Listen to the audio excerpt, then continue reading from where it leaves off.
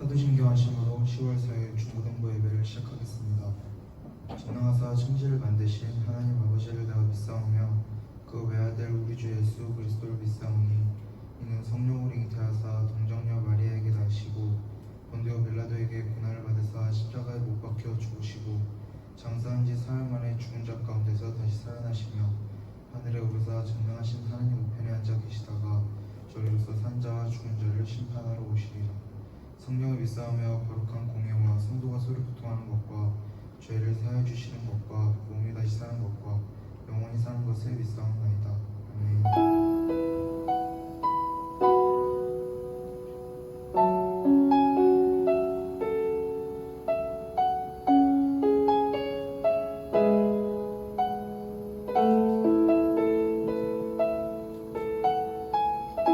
할렐루야. 오늘도 이 자리에 나와서 여러분들도 축복합니다. 다 같이 함께 물론자 함께 하시는 전교육 고백하시면서 같이 나아가시겠습니다.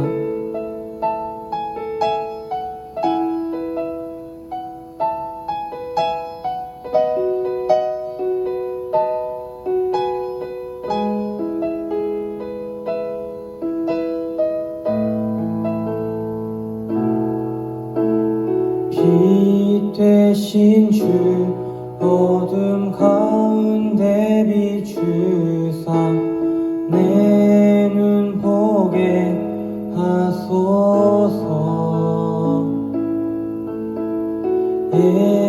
예배하는 선한 마음 주시고 산 소망이 되시네. 빛 되신 주 어둠 가운데 비추사 내 눈 보게 하소서. 예배하는 선한 마음 주시고 산 소망이 되시네. 나 주를 경배하리. 엎드려 절하며 고백해 주 나의 하나님. 오 사랑스런 주님, 존귀한 예수님, 아름답고 놀라우신 주.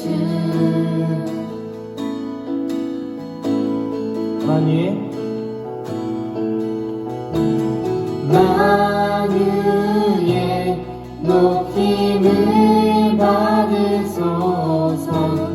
영광 중에 계신 주, 겸손하게 이 땅에 임하신 주 높여 찬양하리라. 나 주를 경배하리. 나 주를 경배하리. 엎드려 절하며 고백해 주 나의 하나님. 오 사랑스런 주님, 존귀한 예수님, 아름답고 놀라우신 주. 나 주를 경배하리. 엎드려 절하며 고백해 주 나의 하나님. 오 사랑스런 주님, 존귀한 예수님, 아름답고 놀라우신. 다시 한번 나 주를 경배하리. 나 주를 경배하리. 엎드려 절하며 고백해 주 나의 하나님. 오 사랑스러운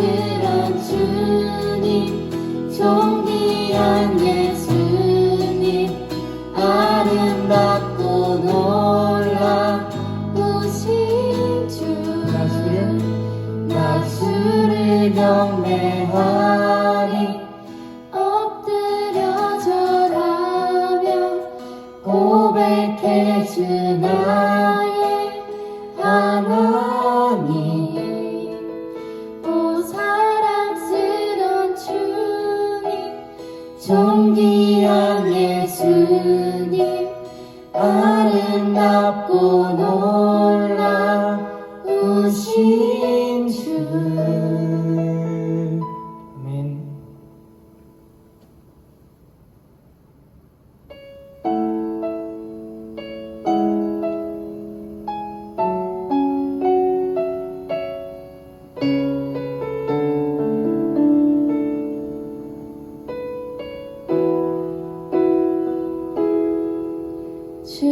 주님은 내 맘에 아픔 알아주시니 지난 밤 눈물 지워주시고 아침에 돋아난 여린 풀들과 같이 내 맘을 새롭게 하는 흐르는 시간에 보인 주의 영광은 내 삶을 밝게 비춰주시니 온 땅과 모든 산보다 전에 계셨던 주님 창조의 주를 찬양하는 주님은 거친 바다 위 나의 영혼 두 손으로 굳게 잡아주시네 주님께 맡긴 인생의 여정 속에 아픈 만큼 기쁨의 날 주시네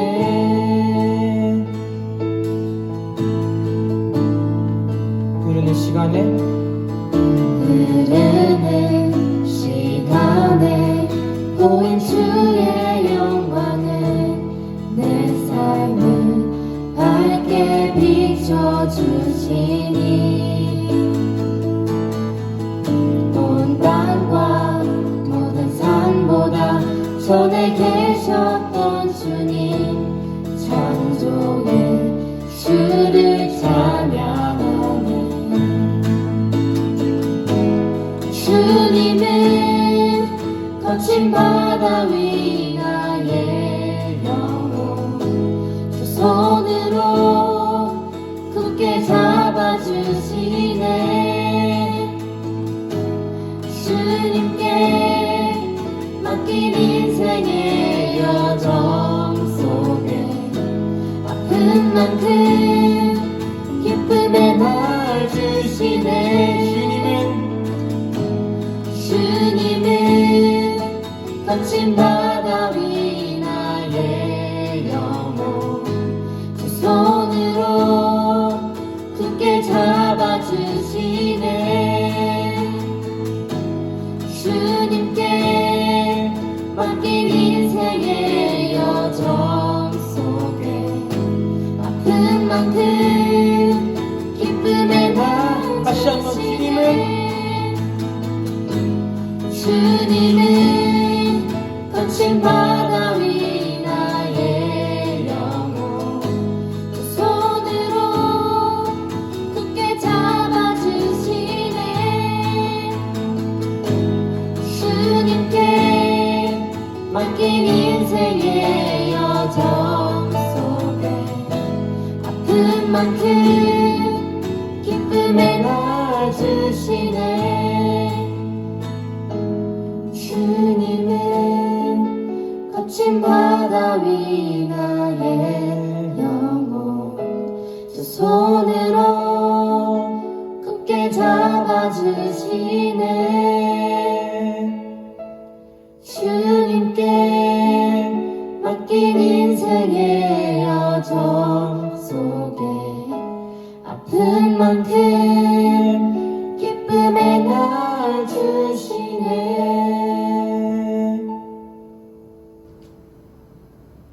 다 함께 기도하시겠습니다. 하나님 아버지, 비록 온라인 예배지만 이 예배를 드릴 수 있음을 감사드립니다. 지금 모두가 힘든 상황 가운데 저희들을 지켜주시고 고3 언니 오빠들 수능이 이제 얼마 남지 않았는데 열심히 준비한 실력 잘 발휘해서 좋은 결과 있을 수 있도록 도와주세요. 예수님의 이름으로 기도드립니다. 아멘. 오늘 우리에게 주시는 하나님의 말씀은 시편 27편 1절에서 4절 말씀입니다. 제가 봉독하겠습니다. 여호와는 나의 빛이요 나의 구원이시니 내가 누구를 두려워하리요. 여호와는 내 생명의 능력이시니 내가 누구를 무서워하리요. 악인들이 내 살을 먹으려고 내게로 왔으나 나의 대적들 나의 원수들인 그들은 실족하여 넘어졌도다. 군대가 나를 대적하여 진질지라도 내 마음이 두렵지 아니하며 전쟁이 일어나 나를 치려 할지라도 나는 여전히 태어나리로다. 내가 여호와께 바라는 한 가지 일 그것을 구하리니 곧 내가 내 평생에 여호와의 집에 살면서 여호와의 아름다움을 바라보며 그의 성전에서 사모하는 그것이라. 이 말씀은 살아계신 하나님의 말씀입니다. 아멘. 여러분, 극한 직업이라는 영화 다들 보셨죠? 무려 극장에서만 1600만 관객이 보았던 우리나라에서 얼마 안 되는 1000만 관객 영화입니다. 아마 다들 보았을 거라고 생각이 들어서 줄거리는 알고 있겠지만 잠깐 줄거리를 이야기하자면 마약반 형사들이 마약 밀수범을 잡아야 하는데 잡히지가 않는 거예요. 그래서 마약반을 이끄는 이 고반장이 마약 밀수범들의 아지트 앞에 있는 치킨집을 자신들의 아지트로 삼고 밀수범들을 잡기 위해 계속해서 기다립니다. 그러던 중에 손님이 그냥 치킨집인 줄 알고 들어와서 주문을 해요. 그러면서 이 마약반 형사들의 치킨 장사가 시작됩니다. 그리고 왕갈비 통닭을 개발했는데 너무 맛있다고 소문이 퍼지면서 닭을 잡을 것인가, 범인을 잡을 것인가 이 선택의 기로에 놓이게 됩니다. 그리고 이외에 더 많은 내용이 있는데 영화에 나오는 마약반 형사들이 정말 극한 직업입니다. 범인을 잡기 위해서 치킨을 팔질 않나, 강력반 형사들에게 범인 못 잡는다고 무시를 당하질 않나, 마지막에 범인을 잡는 과정도 아주 두들겨 맞으면서 범인을 잡아요.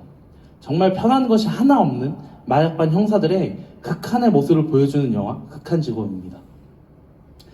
인스타그램을 보는데 요즘 대학 원서 접수 기간인지 고3 친구들이 스토리에 대학 원서 접수한 내용을 올리더라고요. 아직 경험해보지 못한 친구들도 있겠지만 대학 원서를 접수하는 시기가 오면 괜히 마음이 뒤숭숭해지고 조금 이상해요. 그리고 자신 있게 원서 접수를 하는 사람들은 대부분 없습니다.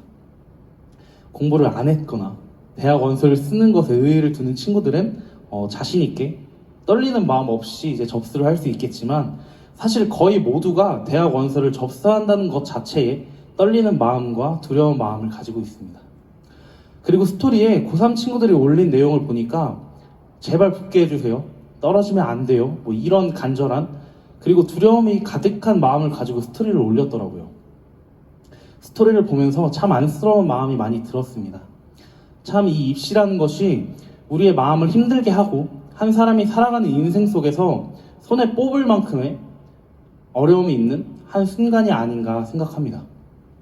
오늘 본문으로 돌아가서 다윗이 처음부터 고백합니다. 여호와는 나의 빛, 나의 구원이시니 내가 무엇을 두려워하고 무엇을 무서워하겠습니까? 전쟁의 연속인 삶을 살았던 다윗, 하나님께서 이끌어주시는 상황 가운데 많은 전쟁의 승리를 경험하지 않았습니까? 그런 다윗이 할 수 있는 당연한 고백입니다. 그런데 정말 단 한 번의 전쟁의 순간에서도 다윗은 두렵지 않았을까요? 대부분의 전쟁에서 다윗은 정말 담대하게 나아갔을 것 같아요. 왜냐하면 전쟁은 하나님께 달려있다는 것을 다윗은 알고 있었기 때문입니다. 하지만 다윗에게도 분명 두려움이 가득한 전쟁의 순간이 있었습니다. 그것은 자신이 정말로 사랑한 자식이었던 압살롬과의 전쟁입니다. 다윗은 압살롬과의 전쟁을 시작하기 전에 전쟁에 투입되는 모든 백성들에게 이렇게 말합니다. 나를 봐서라도 압살롬을 너그럽게 대하여 주시오. 아무리 압살롬이 자신의 왕위를 노리고 반역을 했다 하더라도 자신의 자식이고 게다가 너무나도 사랑했기에 전쟁을 하다가 압살롬을 혹여나 죽일 수도 있는데 그것이 너무나 두려운 거예요. 내 자식을, 내 사랑하는 자식을 죽인다는 것. 그것이 다윗은 너무나 두려웠을 것입니다. 결국 압살롬이 죽게 됩니다. 그리고 다윗은 압살롬 대신에 내가 죽었으면 좋았겠다라고 말할 정도로 엄청난 슬픔을 겪습니다. 여러분들, 입시와 다윗과 압살롬의 전쟁, 너무나도 두려운 상황입니다. 여러분, 어떻게 해야 할까요? 이런 상황에 우리가 어떤 행동을 취해야 하냐는 말입니다. 기도를 해야 합니까? 그렇다면 하나님께 무엇을 구해야 합니까? 대학에 붙게 해달라고 기도하는 것입니까? 전쟁 중에 압살롬이 죽지 않게 해달라고 기도하는 것입니까? 우리가, 그리고 다윗이 가장 원하는 이것들을 구하는 것이 옳은 것입니까? 제가 우리 고3 친구들을 위해서 기도하면서 설교를 준비하는데 마음이 너무 어려운 거예요. 제가 입시했던 때도 기억이 나고, 사실 공부를 안 해도 마음이 어려운 게 고3 수험 생활입니다. 주변에서, 그리고 수능 시험 날엔 비행기도 착륙 못하게 할 정도로 나라에서도 난리잖아요. 그만큼 너무나도 중요한 순간이고 참 두려움이 가득한 순간에 제가 여러분들을 위해서 무엇을 할 수 있겠습니까? 그냥 스토리 올라오는 거 보고 기도해주고 힘내라고 DM 한번 보내주고 그러는 거죠. 그런데 기도를 하는데 주님께서 무엇을 구하는 것이 옳냐고 저한테 물으시는 거예요. 대학에 붙는 것? 자소서를 잘 쓸 수 있도록? 마음이 평안할 수 있도록? 당연히 여러분, 이 기도 제목으로도 기도해야 합니다. 그리고 하나 더, 주님께서 원하시는 기도 제목이 하나 있으시더라고요. 가장 먼저 해야 하는 기도. 그래서 주님이 무엇을 구하는 것이 옳으냐고 말씀하는 것이었습니다. 다윗이 마지막 4절에서 이렇게 고백합니다. 내가 여호와께 바라는 한 가지 일, 그것을 구하리니 곧 내가 내 평생에 여호와의 집에 살면서 여호와의 아름다움을 바라보며 그의 성전에서 사모하는 그것이라.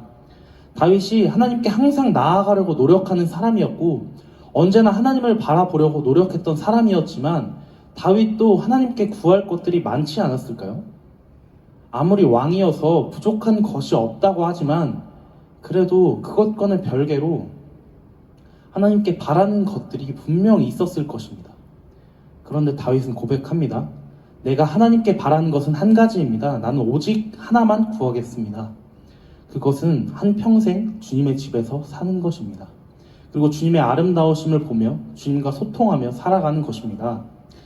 다윗이 하나님께 원하고 바라고 구했던 것은 다른 어떤 더 큰 부귀영화보다 하나님의 집에 사는 것, 그것 하나였습니다. 오직 한 가지. 다윗이 등장하는 시편의 말씀을 가지고 설교를 준비하면서 가장 많이 들었던 마음은 다윗이 정말 대단하구나 이런 것보다는 내가 이렇게 살 수 있을까? 라는 마음이 가장 많이 들었습니다. 나도 이렇게 살고 싶은데 어떻게 하면 대체 이런 고백들과 이런 삶을 살 수 있을까? 많은 고민이 있었습니다. 그러던 중에 주님께서 주셨던 마음이 기억났습니다. 너가 무엇을 구하는 것이 옳으냐? 그런데 저는 원하고 바라는 것들이 너무 많은 사람입니다. 그래서 항상 욕심을 부리고 주님께 기도합니다. 이것도 주세요. 저것도 주세요. 저 다 필요합니다. 이런 기도를 했는데 너무 마음이 어려웠습니다. 그리고 시편 말씀을 천천히 다시 한번 읽어보았습니다. 그런데 다윗이 한 가지만을 바랄 수 있었던 이유가 있더라고요. 바로 포기하는 것이었습니다. 내가 바라는 것들을 포기하는 것. 그렇게 해야 단 한 가지 바랄 수 있는 것이었습니다. 27편 10절에서 이렇게 말합니다. 내 부모는 나를 버렸으나 여호와는 나를 영접하시리이다. 부모님까지 자신을 포기한 상황에 하나님은 나를 포기하지 않으신다는 것을 다윗이 깨달은 것입니다.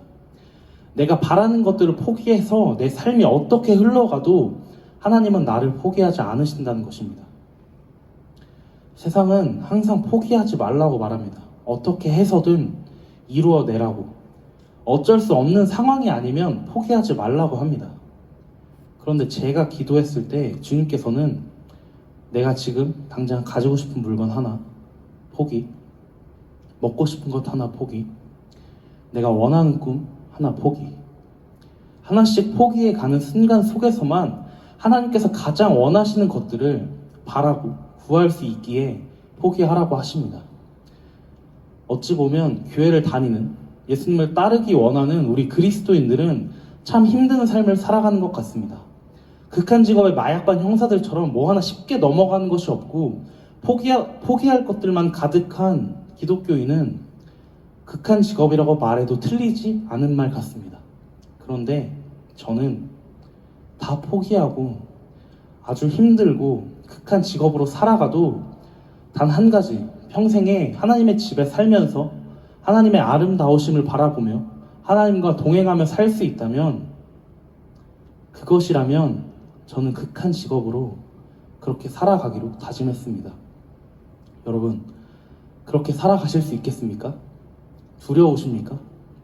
그런데 하나님은 부모님이 나를 포기하는 순간에서도 세상의 모든 것들이 나를 포기해도 하나님은 포기하지 않으심을 꼭 기억하시길 바랍니다. 여러분, 이번 한 주간 포기하면서 살아보십시오. 그 가운데 우리에게 남는 한 가지가 있을 것입니다. 그것을 구할 때에 하나님께서 얼마나 기뻐하시는지, 그리고 우리에게 얼마나 큰 기쁨이 임할지 기대하는 마음으로 포기하는 삶 살아가시길 간절히 소망합니다.